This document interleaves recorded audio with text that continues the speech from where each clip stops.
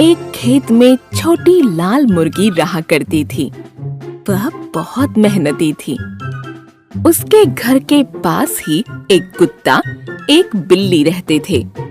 ये दोनों आलसी थे। इसके बाद भी तीनों में अच्छी दोस्ती थी। कई बार कुत्ता और बिल्ली छोटी लाल मुर्गी का फायदा उठाते थे। वह मेहनत करके अपना भोजन तैयार करती और ये दोनों खाने पहुंच जाते। मुर्गी भी दोस्ती के कारण इन्हें कुछ नहीं कहती थी। एक दिन की बात है, छोटी लाल मुर्गी खेत में घूम रही थी कि उसे मिट्टी में पड़े गेहूं के कुछ बीज दिखाई पड़े, जिसे देखकर वह सोचने लगी, क्यों ना मैं इन बीजों को खेत में बो दूं?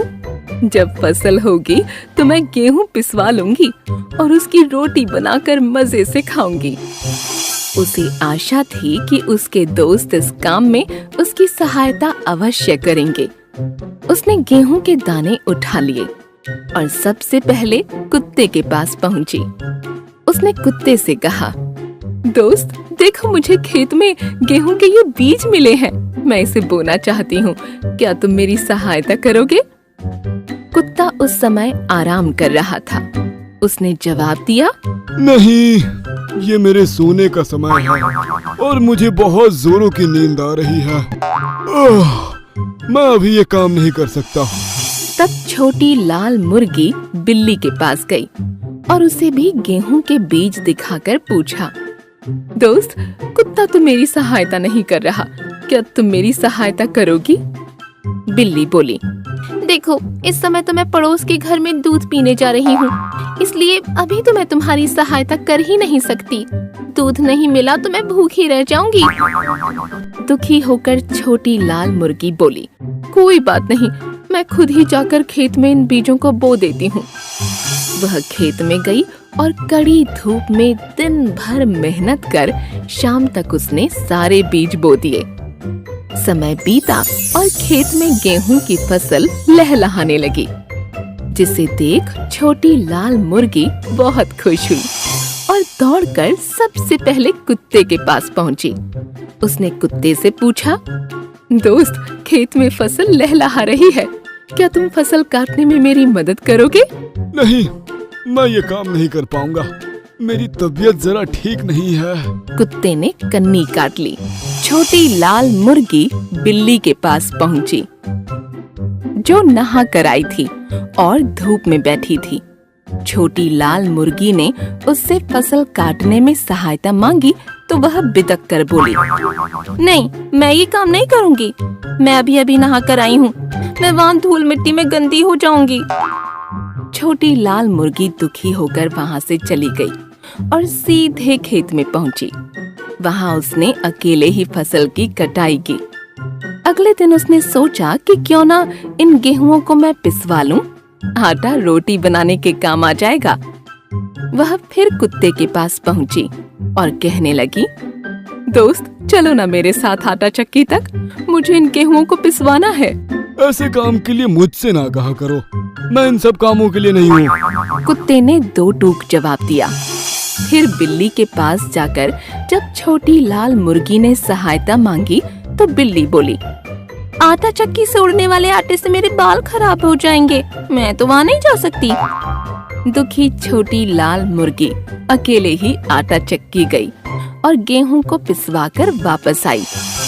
अगले दिन उसने रोटी बनाने की सोची और अपने दोनों दोस्तों के पास पहुंची। दोनों खेत में खेल रहे थे। उसने पूछा, दोस्तों, क्या तुम रोटी बनाने में मेरी मदद करोगे? नहीं। दोनों एक स्वर में बोले, हमें तो रोटी बनाना आता ही नहीं। छोटी लाल मुर्गी ने अकेले ही जाकर रोटी बनाई।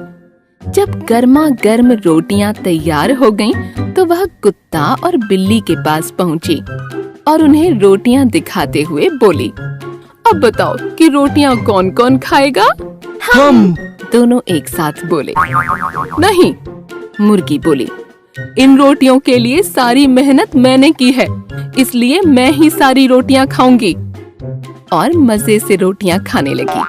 कुत्ता और बिल्ली ने कोई मेहनत नहीं की थी, इसलिए वे बस छोटी लाल मुर्गी का मुंह देखते रह गए। इस कहानी से हमें यह समझ आता है कि मेहनत से कभी जी नहीं चुराना चाहिए। सुखिया ने अपने कट्टो मुर्गी के दरबे पर नजर डाली तो खुश होकर मुस्कुराने लगा। कट्टू ने बहुत सारे अंडे दिए थे। वह भी आने वाले बच्चों की कल्पना करके प्रसन्न दिखाई पड़ रही थी। दूसरी तरफ बिल्ली सूजी के मन में लड्डू फूट रहे थे। उसने बहुत दिनों से कोई चूजा या अंडा नहीं खाया था। सुखिया ने दरबे को बाहर से अच्छी तरह से बंद कर दिया और सूजी बिल्ली उदास हो गई। इसके बावजूद वह दरबे के दरवाजे के पास पहुंच गई, लेकिन उसे खोलना उसके बस की बात नहीं थी। अंदर कट्टो बड़े आराम से बैठी थी। सूजी ने इधर उधर देखा, लेकिन कोई रास्ता नजर नहीं आया। हाँ, अलबत्ता इलाके का खूंखार कुत्ता जैकी आता हुआ दिखाई पड़ गया। सूजी वहाँ से दौड़कर आगे बढ़ गई। कुछ दिन बीत गए। कट्टो मुर्गी के सभी अंडों में से चूजे आ गए। उनकी सुरक्षा में सुखिया के साथ साथ जैकी भी रहता था। सूजी इन दोनों के होते हुए कभी भी सफल नहीं हो पाती थी। एक दिन सुखिया कहीं बाहर गया हुआ था। आसपास जैकी भी नजर नहीं आ रहा था। सूजी ने जब दरबे पर नजर डाली तो खुशी से झूम उठी। दरबे के बाहर की कुंडी नहीं लगी थी। मुर्गी कट्टो और उसके सारे चूजे अंदर ही थे। बिल्ली सूजी बड़े खुशी मन से आगे बढ़ी और जैसे ही दरवाजे पर पहुंची तो उसने पाया कि दरवाजा अंदर से बंद था। वह पूरी तरह से चौंक गई। वह मन में सोचने लगी, अरे यह मुर्गी इतनी सयानी कैसे हो गई? अंदर से दरवाजा बंद कर लिया। क्या करूं? अब मैं अंदर भी नहीं जा सकती। सूजी ने फिर से जैकी की आहट पाई और वह भाग खड़ी हुई। वह बहुत दूर जाकर खड़ी हो गई।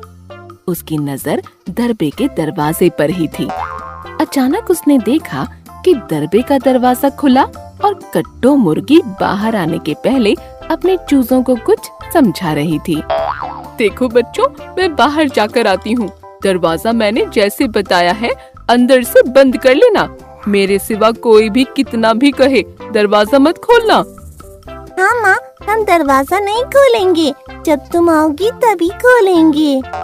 चूजों ने दरवाजा अंदर से बंद कर लिया और कट्टो बाहर चली गई। सूजी बिल्ली खुशी से फूल गई।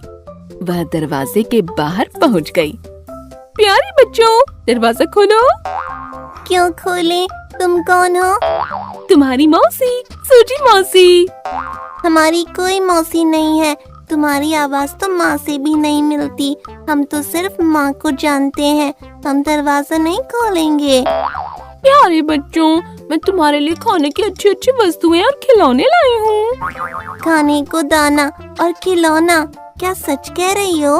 देखो, सच हो या झूठ, हमें दरवाजा नहीं खोलना है। याद है ना माँ ने क्या कहा था? सूजी बिल्ली ने बड़ी कोशिश की, लेकिन दरवाजा नहीं खुला और उसे वापस लौटना पड़ा। रास्ते में उसे कट्टो मुर्गी दिखाई पड़ी। वह तेजी से उस पर झपट पड़ी। कट्टो स्वयं को बचाने के लिए भागने लगी। सूजी बिल्ली ने दौड़ते हुए उसे 2 बार पंजा मारा। कट्टो घायल हुई, लेकिन भागकर कुछ टोकरियों के पीछे गायब हो गई। सूजी दौड़कर उसे ढूंढने लगी। वह आज कट्टो को मारकर खा जाना चाहती थी। अचानक एक बड़ी टोकरी हिलती हुई नजर आई। सूजी बिल्ली मन ही मन मुस्कुराई। अब बचकर कहाँ जाओगी कट्टो रानी? आज पहले तुम्हें खाऊंगी और फिर उसके बाद एक एक करके तुम्हारे सारे चूजों को चट कर जाऊंगी। इतने में टोकरी चलते हुए सूजी के पास आने लगी। सूजी ने आगे बढ़कर टोकरी को उठाया तो चौंक पड़ी। अंदर जैकी कुत्ता था। वह बड़ी तेजी से सूजी के ऊपर झपट पड़ा। सूजी बचते बचते भी घायल हो गई। किसी तरह जान बचाकर भागी। उधर कट्टो अपने बच्चों के पास पहुंच गई। वह घायल थी, लेकिन अपने दर्द के बारे में चूजों को नहीं बता रही थी। कुछ देर बाद सुखिया आ गया और उसने कट्टो मुर्गी को दवा लगाई। माँ तुम घायल हो, लेकिन इस बारे में हमें नहीं बताया। तुम्हें घायल किसने किया? सूजी बिल्ली ने। आज एक अजीब डायन हमारी मौसी बनकर आई थी। हमें खिलौने और खाने का लालच दे रही थी। ऐसा लगता है वह डायन सूजी ही रही होगी। मैं उसकी पूंछ में पटाखे लगा दूंगा। धड़ाम धड़ाम करके फूटेंगे तो उसको सही झटका लगेगा। कुछ दिनों के बाद एक बार फिर सूजी को मौका मिला। कट्टो बाहर गई थी और चूजे दरबे के अंदर थे। सूजी पहुंच गई। प्यारे बच्चों, मैं तुम्हारी मौसी आई हूँ, दरवाजा खोलो। कौन सूजी मौसी? हाँ, नहीं, मैं तुम्हारी असली मौसी।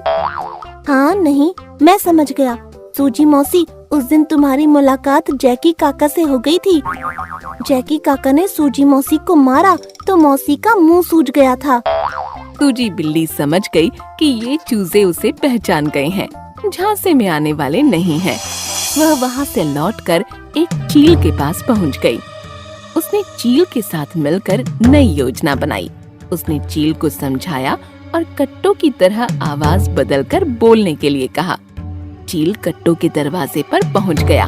बच्चों, दरवाजा खोलो, जल्दी खोलो, नहीं तो सूजी आ जाएगी। माँ, तुम्हारी आवाज कुछ बैठी हुई लग रही है। हाँ, गला बैठ गया है। चूजों ने दरवाजा खोल दिया। उन्हें देखकर सभी चूजे डर कर घबरा गए। अरे भगवान, सामने डायन और शैतान है रे। मैं जो कह रही हूँ ध्यान से सुनो। सभी एक बोरे में बैठ जाओ, वरना अभी मार दूंगी। चलो मेरे बोरे के अंदर।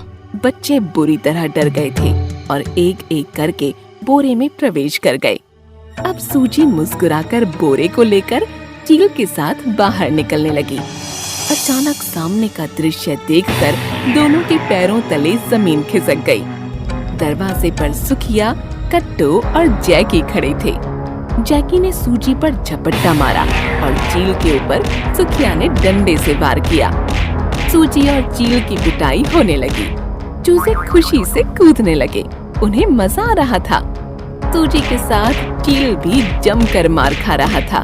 दोनों की खूब पिटाई हुई और उन्हें बोरे में बंद कर दिया गया। जैसे को तैसा मिल गया था। कट्टो और उसके चूजे अब पूरी तरह सुरक्षित होकर कूद रहे थे।